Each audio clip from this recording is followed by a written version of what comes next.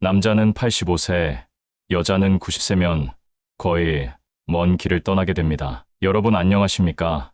백년수첩입니다. 오늘은 인생 100세 시대에 살아가는 우리들 80세의 벽이란 주제를 가지고 여러분들과 함께 공유해보는 시간을 갖도록 하겠습니다. 1960년 오사카 출생, 도쿄대 의학부 졸업 후 10년 이상 고령자 의료를 전담해온 정신과의사 와다이데키가 쓴 80세의 벽이란 책의 내용을 소개합니다. 우리나라는 현재 100세를 넘는 호모 헌드레드가 8,688명입니다. 남녀 성별로 보면 남성은 1,568명, 여성은 7,120명이 100세를 넘겨 살고 있습니다. 여성이 남성보다 4.5배 이상 더 많습니다. 이분들은 신의 축복을 받은 분들입니다. 80의 벽을 넘으면 인생에서 가장 행복한 20년이 기다리고 있다. 그러나 체력도 기력도 80세부터는 70대와 전혀 다르다. 인생 100세 시대라고는 하나 건강 수명 평균은 남자는 73세, 여자는 75세이다. 그런데 80세를 목전에 두고 침대에서 일어나지 못하며 간호받는 처지가 되는 사람도 많다. 우선 아무런 병 없이 무사히 80대 진입한 사람은 정말로 축복받은 사람이다. 80세의 벽은 높고 두꺼우나 벽을 넘는 방법은 있다. 우선 쉬운 걸 억지로 참지 말고 좋아하는 일을 하고 먹고 싶은 건 먹는다. 술도 당기면 마셔라. 건강진단은 받지 않는 게 낫다. 약은 상태가 나쁠 때만 복용하자. 운동은 적당히 하라. 그래서 산책이 제일 좋다. 번거로운 뇌훈련보다 하고 싶은 일을 그냥 하는 것이 뇌에도 좋다. 혈압이나 혈당, 콜레스테롤 수치는 무리하게 내리지 않아도 괜찮다. 암이 발견되어도 절제하지 않는다. 요실금이 걱정되면 기저귀를 착용해라. 즐겁게 살면 치매는 오지 않는다. 80대 이후는 70대와는 크게 달라서 하나하나의 선택이 명줄과 직결되는 삶이 된다. 그 벽을 넘어 수명을 연장하고 건강한 삶을 갖기 위한 요점을 소개한다.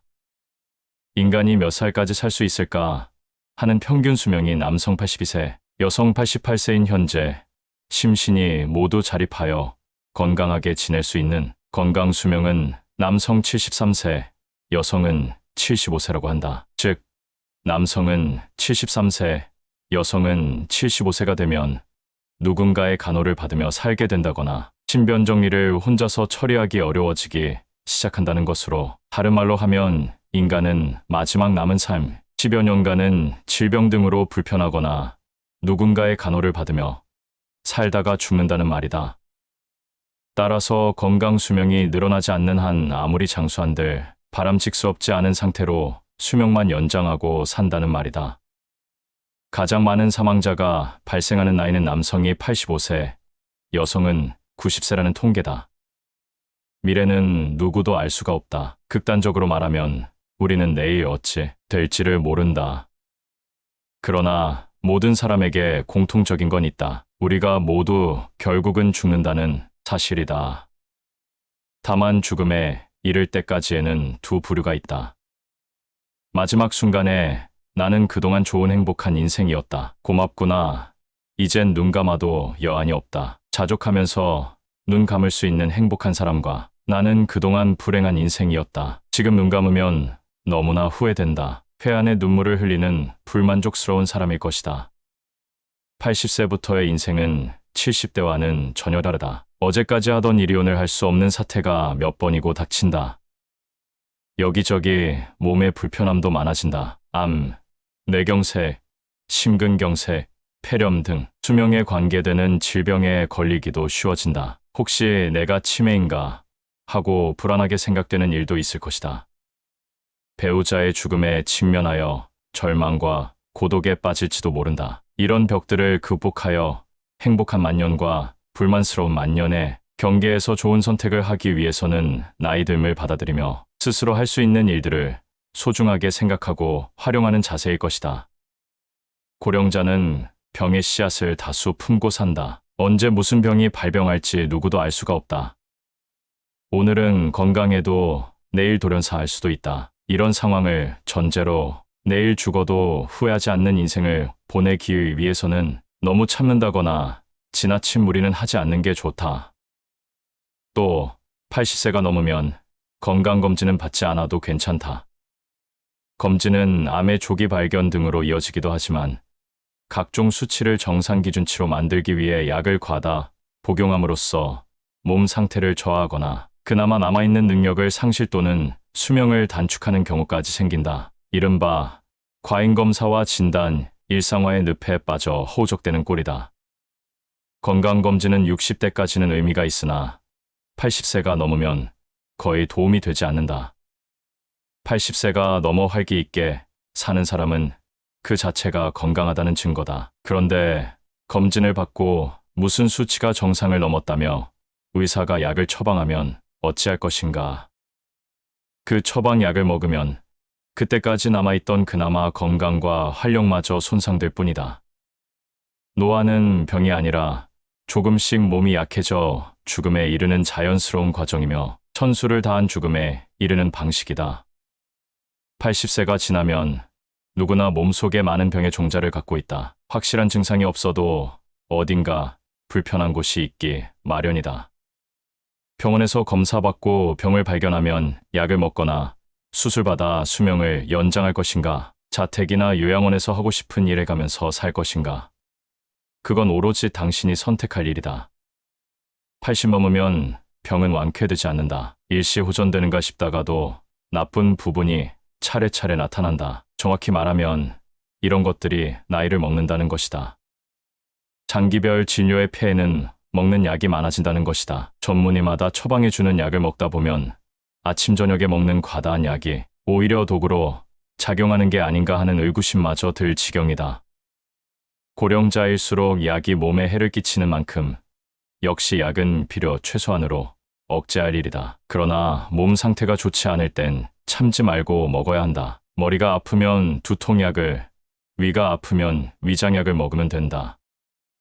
80세 넘은 시신을 부검했을 때 동맥경화가 없는 경우는 보지 못했다. 그냥 둬도 좁아져 있는 혈관인데 약으로 혈압을 내려 혈류를 나쁘게 하면 혈액 안에 산소나 영양분이 전신의 세포에 고르게 전달되지 못한다.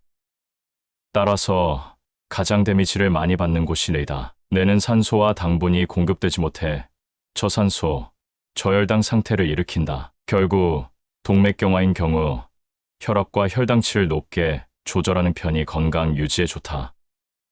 그러니까 혈압, 혈당, 콜레스테롤을 낮추는 건 동맥경화엔 효과가 있을지라도 몸의 활력이 없어진다거나 암 발병 우려가 높아지는 역효과도 생기는 만큼 혈압, 혈당, 콜레스테롤 약을 과다 복용한다는 것은 생활의 질을 낮추는 선택일 수도 있다는 말이다. 당뇨병인 경우 알츠하이머형 치매로 발전하기 쉽다고 알려져 있으나 실제로는 적극적인 당뇨병 치료가 오히려 알츠하이머를 촉진시킨다는 게 맞다. 저혈당도 마찬가지지만 고령자가 되면 많은 것보다는 부족한 것에 압도적으로 크다. 그러니 80을 넘기면 비만을 걱정하지 말고 약간 살찌는 걸 목표로 할 것이며 염분, 당분, 지방 등을 가리지 말고 당기는 것을 실컷 드시라. 먹고 싶다는 건 몸이 요구한다라는 것이다. 영양 부족은 확실히 노화를 촉진한다. 무엇인가에 흥미를 느끼고 관심을 둔다는 건 뇌가 젊다는 증거로 실제로 그것을 실행함으로써 뇌가 활성화되고 몸도 건강해진다. 80대가 되면 누구나 겪는 것 5가지. 한국보건사회연구원의 노인 실태조사 65세 이상 10명 중 2명이 우울증을 겪고 있다고 한다. 80대를 어떻게 보낼지가 막막하다. 나이가 들수록 마음대로 다 할 수 있는 게 아니더라. 80대가 되면 누구나 겪게 되는 일들. 1. 잠이 오지 않으면 잠자지 않아도 된다. 나이가 들면 잠이 줄어 잠을 잘 이루지 못하는 경향이 있다. 노령자 중에는 수면 유도제를 먹는 경우가 있다. 이 약은 처음에 잠이 오게 하는 것이라서 한밤중에 깨었을 때는 효과가 없다. 이뿐만 아니라 잠자리에서 일어나 움직이다가 골절상을 입을 수도 있다. 본래 수면제는 복용할 필요가 없는 약이다. 불면증으로 죽는 사람은 없기 때문이다. 피곤하면 잠들고 졸리면 자고 하는 게 80대에 적합한 방식이다. 보약도 사람마다 효과가 다르듯이 잠도 나에 맞게 자면 된다. 2. 재혼하고 싶지만 허락해주지 않는다. 재산이 있는 사람이 재혼하고 싶다고 하면 자녀들이 반대한다. 재산이 없는 사람이 재혼하고 싶다고 하면 자녀들이 축복한다. 재산이 없는 사람이 결혼하겠다고 하면 자녀들은 아버지의 돌봄도 부탁한다는 내용도 들어있는 수가 많다. 지금까지 수많은 고령자의 경우 돈이 있어서 불행을 당한 경우가 몇몇 있었다. 자녀와 얽힌 문제 때문이었다. 70대 초반까지는 재혼 의사가 있으면 자녀들을 설득해서 재혼하는 경우가 있지만 80대가 되면 자녀들의 반대에 꺾이는 사람이 늘어난다. 그리고 늙음에 외롭고 쓸쓸히 지내다가 결국 돌봄을 받으며 생활하게 된다. 그렇다고 재혼을 반대했던 자녀가 책임지는 것도 아니다. 돈을 남기고 사망하면 자녀나 친족 간의 싸움이 일어난다. 유산이 수천만 원밖에 되지 않는 적은 경우도 마찬가지다. 3. 기저귀를 부끄러워하지 않는다. 배녀를 위해 사는 것이 아니다. 성공한 수많은 사람 중에 기저귀를 차고 일을 하고 있는 사람이 얼마든지 있다. 기저귀로 바꾸면 배녀를 걱정하지 않기 때문에 일에 전념할 수 있다. 배녀 기능은 약해졌더라도 그 밖에 뛰어난 기능이 아직 많이 남아있기 때문이다.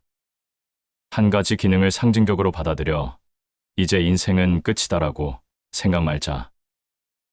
4. 친구의 죽음에 직면하게 된다. 고령이 되면 배우자나 친구의 죽음에 직면하게 된다. 평소 사망한 사람에 대한 의존도가 높았을수록 상실감도 더 크다. 이럴 때는 마음을 단단히 먹고 받아들이는 수밖에 없다. 죽은 사람은 살아 돌아오지 않는다. 새로운 즐거움도 얼마든지 있다. 젊은 세대의 삶에 이외의 힌트가 있다. 요즘 젊은 세대의 풍조 중에 연애나 결혼보다는 게임이나 스마트폰 등에 열중하여 지내는 사람이 많다. 즉, 마음 편한 고독을 즐기는 것이다. 외롭다라고 생각하면 괴롭지만 고독은 자유다라고 생각하면 뜻밖의 즐거움이 있다. 철학자 쇼펜하우어는 인간이 사교적으로 되는 것은 고독한 자기 자신을 견딜 능력이 없어서이다 라고 하였다. 5. 치매에 걸려도 인생의 지혜는 남아있다. 사람이 치매에 걸리면 인지장애로 아무것도 모른다는 획일적 이미지를 갖는다. 이러한 무지로 인해 어떤 일이 생겨나는가? 예를 들어 할아버지가 치매에 걸렸다는 판정을 받았다. 아무것도 못 알아듣는 줄 알고 할아버지 앞에서 가족들이 흉을 보았지만 사실은 모두 알아듣고 있었다거나 할머니는 치매니까 이것도 해서는 안 되고 저것도 위험하다 라며 아직 할 수 있는 일을 막는 상황이 벌어진다. 아직도 할 수 있는 일들이 많은데 인지장애라는 의사의 판정 한마디에 모든 잔존 기능을 빼앗는 일이 실제로 벌어지고 있다. 이는 너무 불행한 일이 아닌가. 열심히 살아온 인생의 마지막이 이렇다면 너무 슬프다. 인생을 헤쳐온 지혜는 쇠퇴하지 않는다. 건망증은 생겼어도 인생 상담은 오히려 더 능숙해지거나 쉽게 욱하지 않아서 손주를 보는데 더 부드럽게 잘 해낼 수 있다. 인지장애 증상이 나타난 뒤에도 지혜가 뛰어난 사람이 상당한 비율로 존재한다. 이러한 사실을 이해한다면 환자와 가족 모두 더 행복한 생활을 누릴 수 있을 것이다. 사람들은 누구나가 안 아프고 건강하고 행복하게 살다가 죽는 것을 소망한다. 하지만 모든 사람들이 무병장수할 수 없다. 무병장수가 꿈꾸는 삶이 최선이라면 유병장수는 현실 가능한 차선책일 것이다. 무병장수를 위해 노력하고 실천하는 생활 습관을 가져야 하겠지만 어쩔 수 없이 몸이 병든다면 유병장수를 슬기롭게 이용하는 삶의 지혜를 생각하고 살아가야 할 것이다.